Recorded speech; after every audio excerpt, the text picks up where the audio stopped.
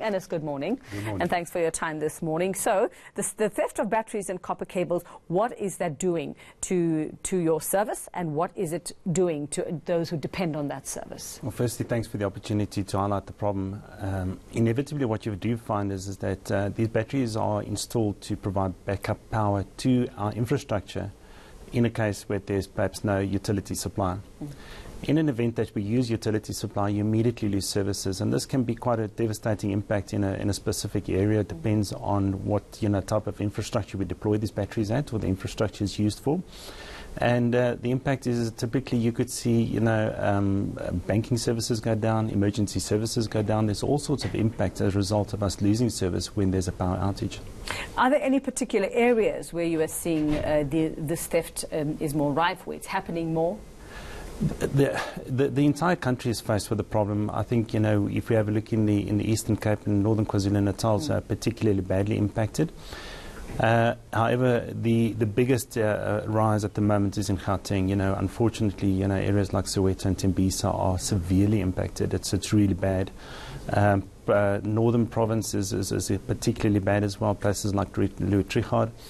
There's hardly anything left. These batteries are completely been removed, and it's costing us millions to go and replace these, and there's just no end in sight. I suppose an ordinary citizen might ask, well, how well protected are these batteries? Are they in little cages? Are they hidden? Are they camouflaged? What's being done to actually prevent theft? There are multiple actions being taken, from encasing these batteries into concrete blocks, which obviously at times doesn't work as well, putting them into safes, thick 6mm safes, deploying security guards, putting cameras on site. There's multiple interventions that have been taking place, but unfortunately, as much as we, as the operators, go out and provide these security solutions, the syndicates just become all the more sophisticated, and unfortunately it just becomes a hindrance more than a protection mechanism. So what do you do now? I mean, now that you know how they're getting to them, what do you do to actually prevent this theft? Well, unfortunately, in some cases, we're just not even replacing these batteries right now. It's just not worth the effort or the cost, just to continuously replace them. So there's multiple actions being taken at the moment. I think first and foremost is the awareness, where we need the public awareness around this, and people, helping us to identify these criminals. I think that's a big step forward. But mostly by deployment of cameras, a lot of analytics that goes in. We've even got as far as to vet all of our staff and people working for us, just to make sure that there are no criminal elements that come in and work on our infrastructure that could obviously cause us. Or somebody who's working with criminals. And are you quite confident that you don't have anybody within your staff? When we say our staff, we're referring to an outsourced model where there's multiple providers that do these services for us.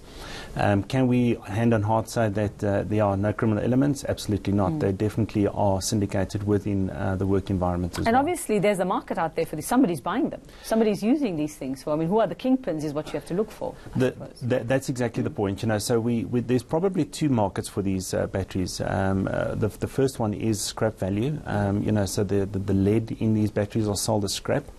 The secondary market, or an alternative market, is home use. People wanting to go off grid, and then purchasing these batteries at an extremely low cost, and then providing themselves going off grid. The third point is that our neighbouring countries are facing severe load shedding as well, and we do find that a lot of these batteries are destined for outside of our borders. Well, Ernest, you are calling on people to report it, to work with you to stop this kind of theft. Are there any markings? Is there anything on those batteries that would help them identify that this would be one of those batteries taken from a cell phone tower? So there is a process now where identification of the engraving of the operator logo is taking place on these batteries. I would first and foremost, just warn any consumer buying these batteries, make sure that you can identify the origin of these batteries. If you're buying it below market value, something must be wrong. Don't purchase don't purchase it. Maybe you're going to be in possession of stolen goods, and we've already seen people lose multi-millions of rands, needing to return infrastructure that doesn't belong to them, unknowingly purchasing stolen equipment. If there's any uncertainty, if you try to, some of these batteries have a lock on them, so if you want to actually use it, you need to put in a code to unlock the battery.